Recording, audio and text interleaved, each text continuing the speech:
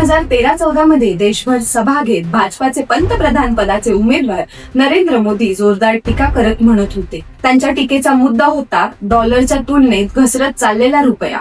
मोदी म्हणत होते की रुपया घसरतोय म्हणजे देशाची प्रतिष्ठा घसरत चालली. ऐसा नहीं होता मित्रों, इस प्रकार से रुपया इतनी तेजी से गिर नहीं सकता.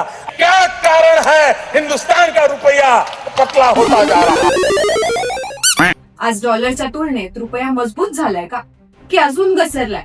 या व्हिडिओतून आपण हे समजून घेऊया. झूठ बोलो, मार मार झूठ बोलो.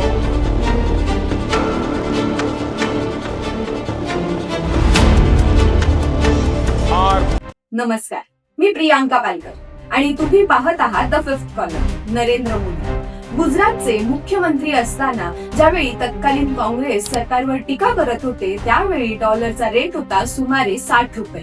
पण आज जेव्हा नरेंद्र मोदी भारताचे शक्तिशाली पंतप्रधान म्हणून 12 वर्षापासून कार्यरत आहेत, या काळात डॉलर 92 रुपयाच्या घरात गेलाय.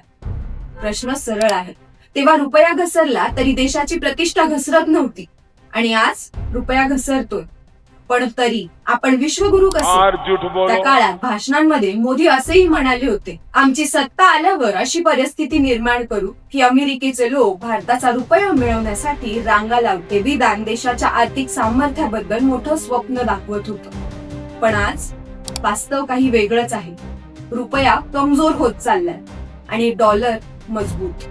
परदेशी चलनासाठी भारताला जास्त पैसे मोजावे लागतात. आकडे काय सांगतात? वर्ष 2013 मध्ये $1 दर 60 रुपये एवढा होता आणि आज 2026 मध्ये $1 रेट 92 रुपयाच्या पुढे चालत. रुपया ऐतिहासिक निचकांवर जात असून लवकरच रुपया सेंचुरी मारेल की काय अशी शक्यता वर्तवली जाते.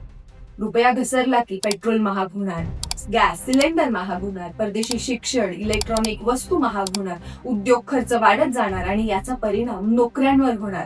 म्हणजेच रुपयांची घसरण थेट जनतेच्या खिशावर परिणाम करणार. तेव्हा मोदी म्हणाले होते, दिल्लीतील सरकार कमजोर आहे म्हणून रुपया कमजोर होत चाललाय. आज विरोधक विचारतायत, मग रुपया कमजोर आहे त्याचं काय? जर रुपया घसरणे म्हणजे सरकार अपयशी असेल तर आजही जबाबदारी कोणाची?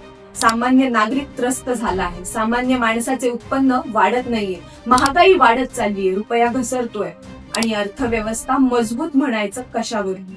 रुपया हा देशाच्या आर्थिक आरोग्याचा आरसा असतो. मोठी स्वप्न दाखवणं सोपं असतं, पण ती प्रत्यक्षात उतरवणं, ठोस आर्थिक धोरणं आवश्यक असतात. नाहीतर भाषणात महासत्ता पण वास्तवात महागाई आणि कमजोर रुपया. तुमच्या मते रुपया घसरण्यासाठी जबाबदार कोण आहे? सरकारची धोरणे, जागतिक परिस्थिती की हे दोन्ही? कमेंट्स करून सांगा तुमचं मत.